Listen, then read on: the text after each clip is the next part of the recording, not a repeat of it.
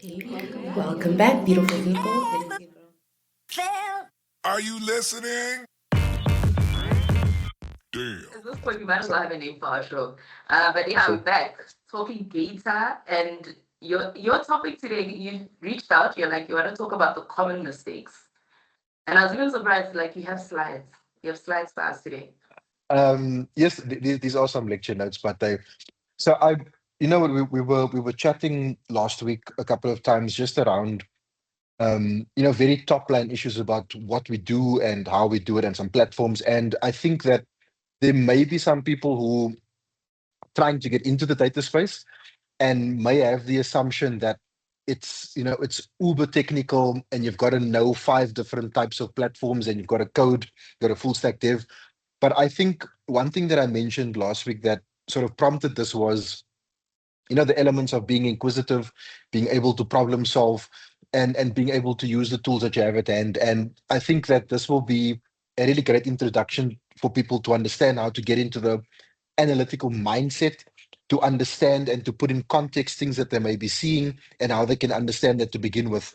Yeah, so that's why. And let me just share those slides you mentioned. So the what I basically want to chat about is what are some of the three common mistakes that people are making when they're interpreting data.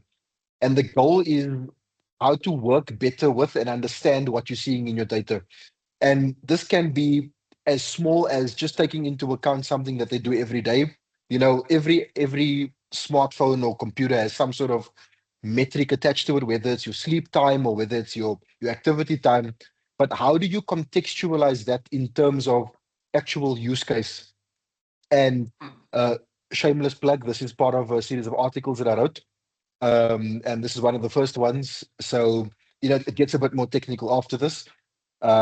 These are published on my LinkedIn, and also they are published in a peer review publication called Dev Genius, of which I'm neither a dev nor a genius, but I think that's just a cool name for the product.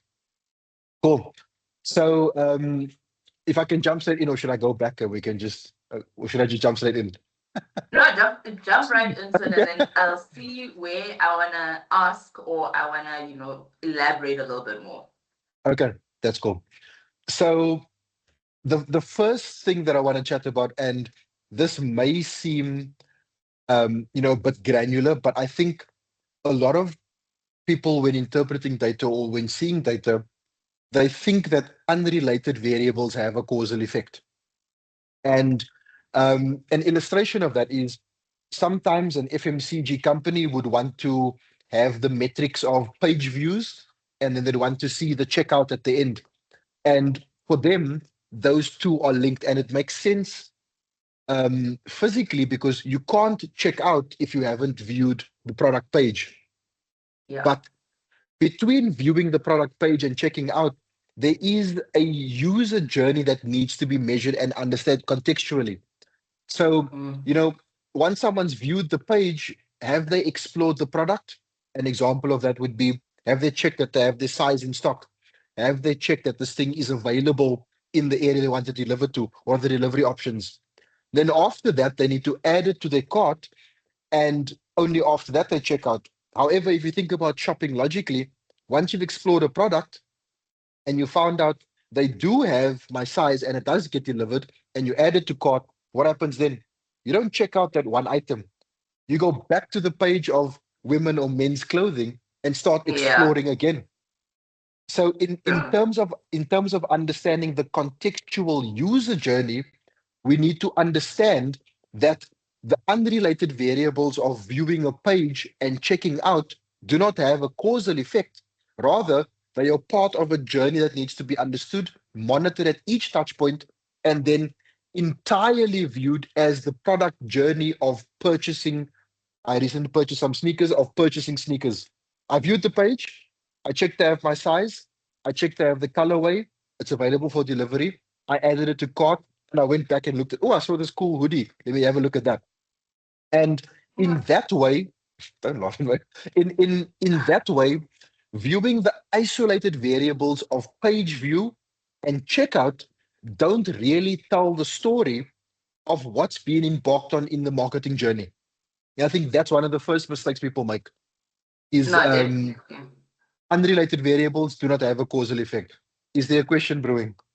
No, not really a question. I was actually even thinking about how, a lot of the times you look at social campaigns or you look at campaigns online Yeah. and they'll be like, oh, guys, we don't care about the vanity metrics, engagements and all. But then, if you're looking at the in between, so yes, they liked, yes, they commented, but was there a call to action to drive them onto a different space? And then you start, and that's where the value of what those metrics are get lost because it's like, yes, you want them to engage on your social pages, build clout for the brand there, but then you need to be driving them somewhere else as well. And it isn't necessarily just a retail job or a brand building job, but the two jobs can happen at once. It's just if you understand the actual journey that people are going through, then it's easier for you to monitor and see the success and where people are dropping off because it's like website tracking. If you're not putting a tag on every page, then you won't see where the drop off is happening or what is it that's driving people away from actually checking out at the end. So I was just thinking about that as you were talking. I was like, oh yeah, that makes so much sense. And so just to touch on what you're talking about, that stacking it on top of each other, this is the basis for what we call propensity modeling. How far along between page view and checkout did that person drop off? What is their propensity to convert, and how do we get them beyond that conversion threshold? So that's the first thing. And I think we need to remember that all three of these are linked, and this is the basis of it. Then I'm going to move on to the next step and to a third step. And when you apply data analysis, you need to have all three of these skills. So I want to do yeah. a shameless plug for myself. I do have a video as well that talks about attribution model and the marketing funnel. And I think this really links back to that. If you're looking at the data points, this is how you build that funnel. This is how you look at that Yeah. journey for your consumers. Yeah. 100%. Thanks for the shameless plug on your own show. So first point, thinking unrelated variables have a causal effect. The second point is confusing the nature of the data that you are looking at. So there are two very different ways to look at data. Data can either be descriptive or it can be prescriptive. And the definition for those is the same as it is in English. Descriptive data is describing something or describing actions, and prescriptive data prescribe actions. And the example that I've got here is, so I'll just chat to what the visual is. On the left-hand side, we see how elements are being converted on over a period of time. And then the graph on the right shows what that conversion is in its totality. So we can see over the month of October, so many people purchased, they opened the app for the first time, they viewed the item list, and then on the second page, that's just a tally of what that is. And the reason I've got this visual is because what this does is the graph on the left describes how the money we put behind the campaign of purchasing as a call to action came about and the efficacy of that over time. On the right-hand side, this is the prescription of what we need to change based on what that was. Let it further. So the description would be, we spent 100,000 Rand over 3 weeks. Did we make the ROI on that 100,000? The graph on the left says yes, because we can see where those actions spike. The graph on the right is then the prescriptive element where it says, as a result of the marketing push for those 3 weeks, what do we need to change? And as we can see from analyzing the graph, we see, for example, the first open of this app or this platform has the highest tally. The lowest tally, however, is registration for the app. So what that's telling us is our call to action of downloading and opening the app is working, but we need to change the CX or the customer experience of the registration element of that. Need to make it easier or see what's happening there. We need to make it easier. So I know exactly what this is. I'm not going to say. So my suggestion there would be have social media login elements. Don't force someone to use their email address. Say You already have Facebook, Instagram, Twitter, or TikTok. Why don't you use that as a registration mechanism, and you will see the registration pick up. But what we are illustrating here is that exactly the same data set viewed through a different lens, description or prescription, changes the action point there. And if we lay that on top of the first point of not confusing variables with causal effects, the logical progression there is, if someone opened the app, they must have registered, because We would that assume. you would assume that, because that's what you want someone to do. But because we've designed that in a clinical data or development studio, we don't fully understand what the registration element impediments are and how that differs from the first open impediments.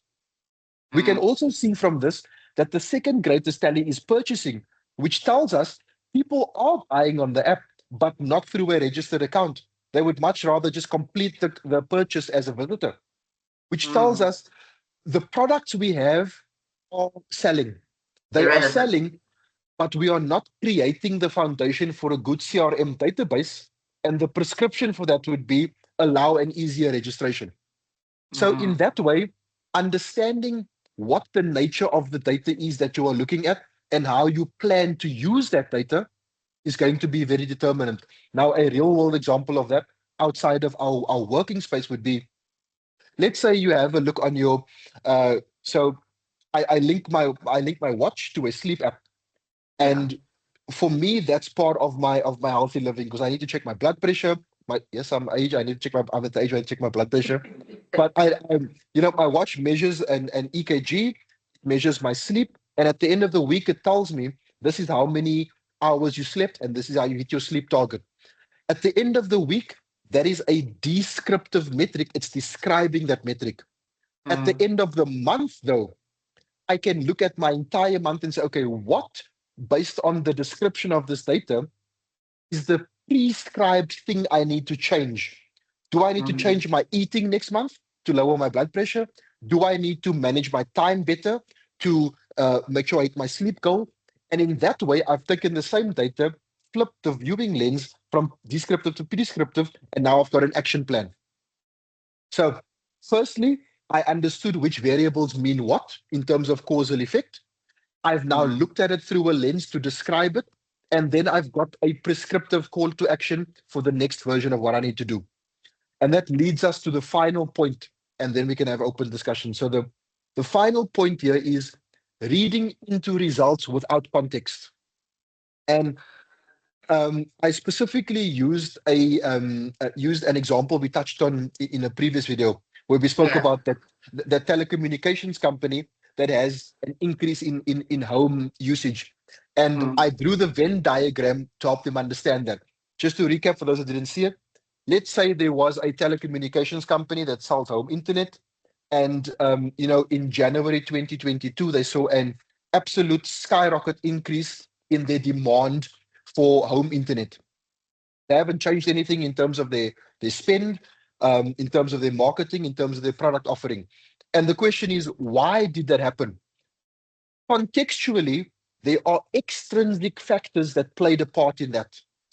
Yeah. And understanding that in terms of the 2 years before then, from 2019 to 2021, COVID happened and there were job redundancies. There's another aspect of people starting home businesses out of necessity. The place where those two intersect resulted in an increased demand for higher internet speeds in residential areas. So the context of why that spike happened is as a result of extrinsic factors that need to be contextualized. Now, this being the third point, one before this, understanding that the increase was descriptive. The prescriptive access now is, now we start to create auxiliary products and packages that feed into that demand that was described. Because, going back to the first point, we understand that the variable increase of home uptake and internet speed purchases were not causally linked in the way we thought they were. And if you think about these three in context, let's just go back to the first one: causal effect of unrelated variables, the nature of the data being descriptive or prescriptive, and contextualizing all of that is the basis of all of the work we do. It's understanding the data. It's then framing the data in the correct lens and then putting context to it by enrichment and then delivering a business applicable case for why this data is relevant. Thanks for coming to my TED Talk. Look at that. And yes, he's on Instagram, guys. He made it to Instagram. We're very proud of him. We're very, very proud. Yeah, I'll leave this for 10 seconds and then we can go back to the chat. Yeah. No worries. Actually, it's so interesting that you said that. Like, I think even starting off from the publications that you've got this article on, and yes, I have read it because I stalk everybody. But the genius factor, I think it's very much true that everyone assumes that because we're in the space, we are like the geniuses of the room, and oftentimes that's not the case. And I had a conversation with a friend over the weekend who's also in the tech space, and we boiled it down to we just like looking at patterns.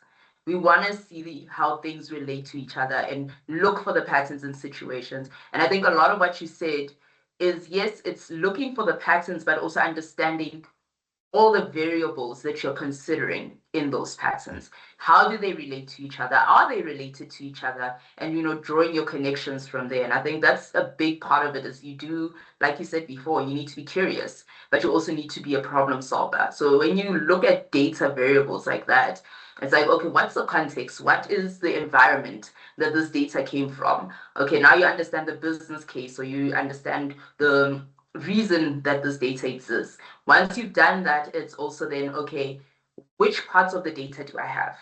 Because sometimes there are gaps in the data, and I've noticed that happen a lot, where you have only one piece of the story, you don't have a whole story. And because of that, people can feel like they're being forced to draw conclusions or make variables that aren't related relatable, just so that they can put that picture together. So I like how you've put that. It's very simple and straightforward. But I think also there is a case here for us to say, how do you fill gaps where you only have unrelated data sets? If you only know how many people viewed and you only know how many people purchased ultimately or checked out their cart, how do you fill that gap? Because oftentimes not everyone's tagging all the pages on their website. So there are other things that are like causing a downfall in that. How do you then compensate or work around those types of areas? So I think that there's a part that we haven't yet discussed, and I think that actually needs to be a different discussion in terms of what is the life cycle of a data project. Because one of the first elements that we go into is called data discovery. And data discovery is basically where once we've received a question, okay, the question is 10 times out of 10 a business related question that has data applicable answers. And once we've received that question, we then map out or pencil in a sorry, did something happen to my color? You went dark. We're the same color now. There we go. Now you're lighter. No, I think it's because I just it's detecting light and I just moved in somewhere. So part of the data discovery is understanding what the problem is. And the second part of that, the technical aspect, is what do I have access to that allows me to solve this problem? And I always liken it to this. Let's say you go to your friend's place and you're having a braai, and I'm of the age where before you have the braai, there's some sort of games evening, couples games evening or whatever. And let's say it's a really boring party, and the thing that you're doing together is building a puzzle. And this puzzle has been in the games cabinet for years and years, which is often the case with business-related problems. They've existed for years and years, but nobody's ever identified it or nobody's ever tried to solve it. And they pull this puzzle box out. It says on the box it's a 1,000-piece puzzle that's supposed to be a landscape. But when you tip it over, there's only 728 pieces in there. Now, We know what it's supposed to look like because the picture's on the box, and we know we're supposed to use these pieces to solve it. So you've got one of two choices now. You can either decide to say, you know what, I don't want to build this puzzle, I don't want this job, throw it away. Or you can say, because we've agreed, excuse me, because we agree we know what this picture's supposed to be like. Mm. And once I've built this puzzle, like once I've done this project, I leave and you need to live with this. You need to decide as the owner of the puzzle and the owner of the project, are you willing for us to do as much as what we can and fill in the gaps with what we have? And the rest of it, because you know what it's supposed to look like, you find a different way to fix that. Mm. That's one part of that discovery, because that then mitigates the question you asked. Because it's unfair for them to expect me to now build the rest of this puzzle with pieces that do not exist. Yeah. And it's unfair for me to expect them to say, okay, that's fine, just do what you can, because there need to be parameters, KPIs, and a scope of work. So together we come to an agreement in terms of what is the absolute extent of what we can do technically, ethically, and in the data sense, and what are you willing to accommodate us in? And in most cases, because they understand that they are the owner of the product or the owner of this puzzle, we can't be held liable for them not having it. They didn't look after it properly. And in that way, we mitigate that. So the review will then be, sorry, I just need to get some water. No problem. It's a quick refreshment break. I've got my So, coffee here. so, so in that way, the discussion doesn't become how do I fill in the gaps? Rather, how do I work in my project while knowing there are gaps and not creating a solution that would need us to go into that void of a gap we know? So it's there is an element of business understanding when it comes to a project acceptance and project initiation that maybe is a different discussion around what is the business of data. But if we're talking technically, because it's a science, you don't make any assumptions. Yeah. You go in there understanding that I'm coming to look for something. I use the Socratic method, and at the end of it, my solution needs to be repeatable, needs to be measurable, and needs to be understandable by the audience that may not be as technical as I am. Now, fair enough. Sorry, I told you I've got a tiny human here today, so she's screaming at me. Okay, fair enough, fair enough. So it is really a collaborative process, right? In how do we work around the gaps, but we're not going to try to mock up fake data or, as I like to say, cook up some new numbers to fill that space. We're not going to do creative accounting. We don't do any of that. We don't do creative data gathering. No, we don't. Yeah. And I think what would be interesting is to hear from some of your subscribers is what are the questions that they have that they haven't thought to ask before, because I'm aware that the tech space and the data space is so saturated and is so convoluted with information that they may look at it and say, this is too far out of my understanding, I'm not going to engage with it. But really my goal with all of this is to try and make them or help them understand that data and data science is so logical that the entry point doesn't need to be chief data officer. The entry point can be doing a project that analyzes your personal data that you have access to in the form of, like I said, your sleep or your blood pressure or your body temperature, all of those things. All of those can be data projects that, once you scale them up in our environment, become what they see when we redesign the security metrics of an international bank. Yes, that's a huge scale difference, but that's also because we have access to much more things than someone entering the data space has. And I think that's part of my goal, is to make data accessible, to make it understandable, and to make it less intimidating than what it naturally is. You know, with you saying that, I just immediately thought about a lecture. Girl. I thought about a lecture. Is Someone Willow had joining us? Willow joining us.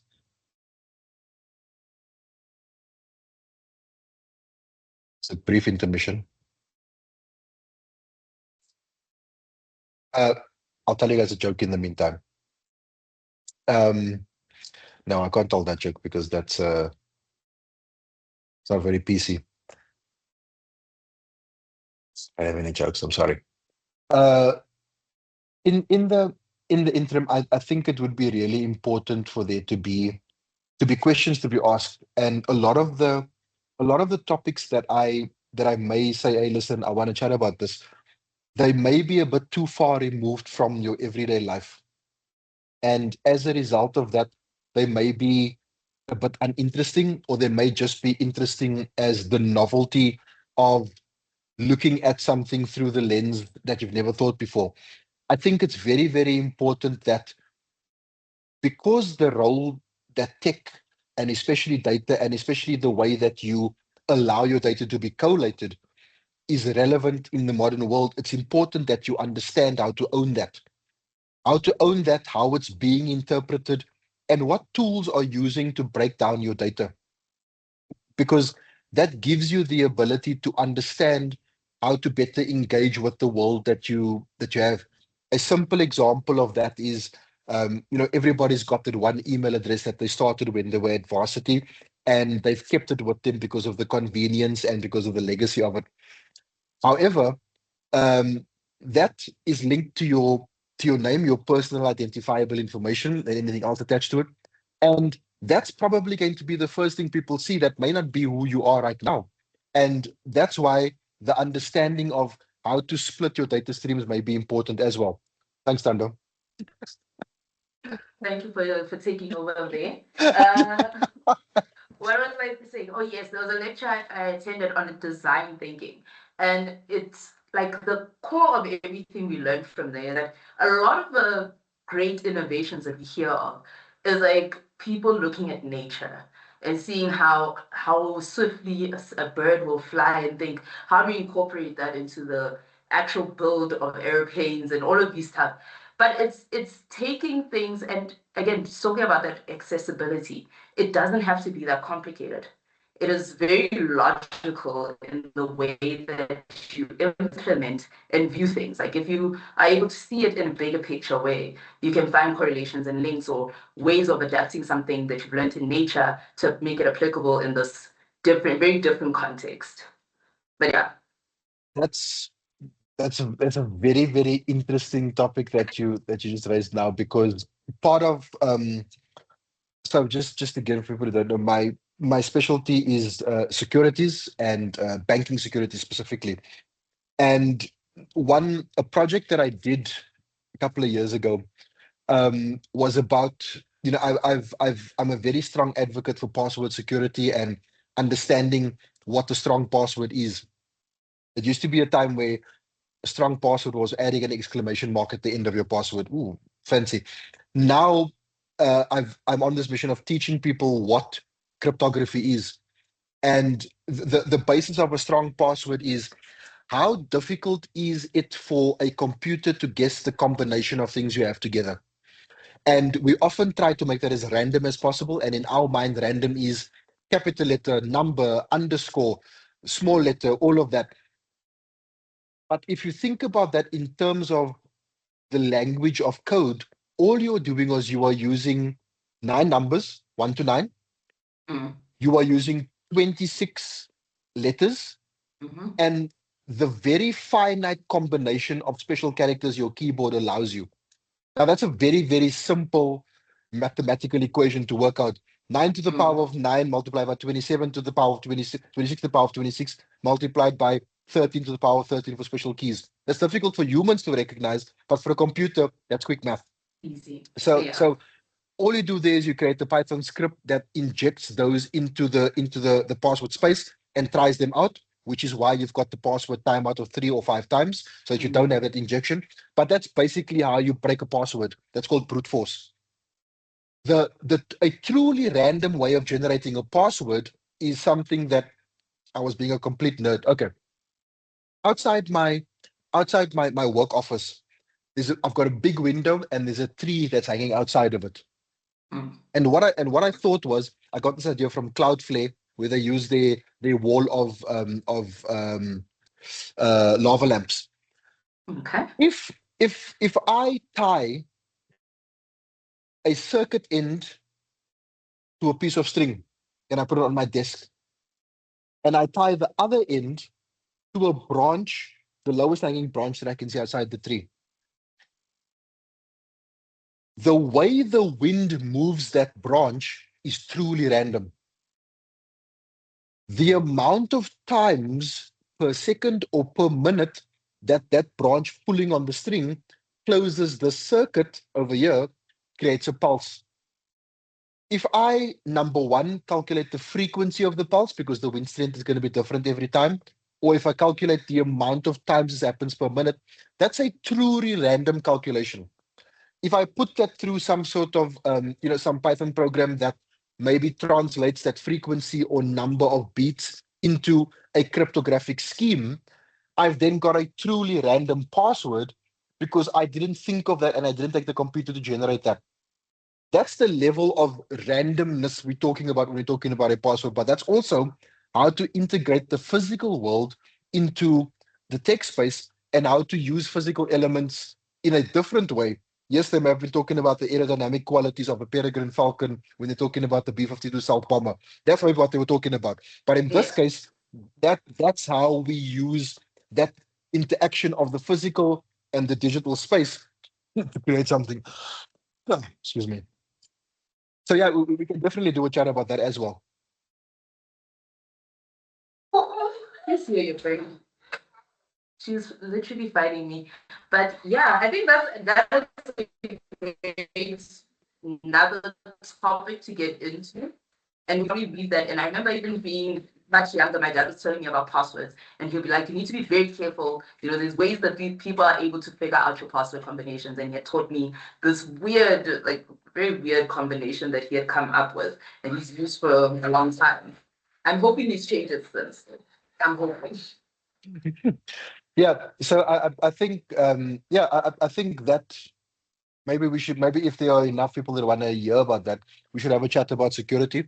But there are a couple of other, just to get back to the data interpretation element, there are a couple of other things that, or a couple of other versions of this that I want to chat about, that maybe lean on that and expand on that. But I think it's more important, or it's less important, to talk about what I think people want to hear, and rather hear what are your questions, or what are their questions on this. How do I answer that, and how do I make it more accessible? And I think at the end of this, it's also very, very important to remember that the part of data that are working right now is advertising. So a lot of what I want to talk about may be skewed towards advertising or marketing, but there might be elements outside of that people want to hear about. So yeah, that's all I've got to say about the topic. I think, what's it, 40 minutes is a good place to stop as well.